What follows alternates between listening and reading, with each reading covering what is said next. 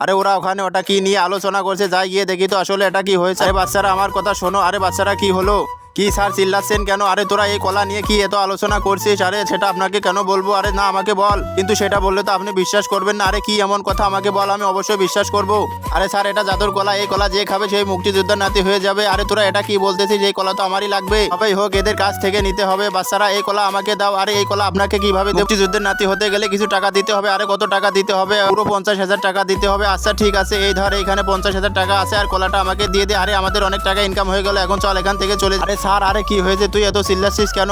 এরপর কি হলো দেখার আগে তুমি যদি আমার মতো এক নাম্বার ছবিকে ভালোবেসে থাকো তাহলে ভিডিওটি লাইক করে চ্যানেলকে সাবস্ক্রাইব করে কমেন্ট বক্সে আই লাভ ইউ মা লিখে যাবে। আর আপনার স্কুলের বাচ্চারা আমার একটা কলা নিয়ে চুরি করে চলে এসেছে। আরে দেখ তো এই কলার সেটা নাকি? আরে হ্যাঁ এটাই তো সেই কলা, এটা তো আমি পুরো 30 টাকা দিয়ে কিনেছি। আরে তোর 30 টাকার কলা আমি 50,000 টাকা দিয়ে কিনেছি, আমি কি করবো? তাড়াতাড়ি আমার কলা দেন। আরে তোর এই 30 টাকার জন্য আমার 50,000 টাকা চলে গেল, তোকে মেরে এখন আমি এই টাকা উসুল করে নেবো।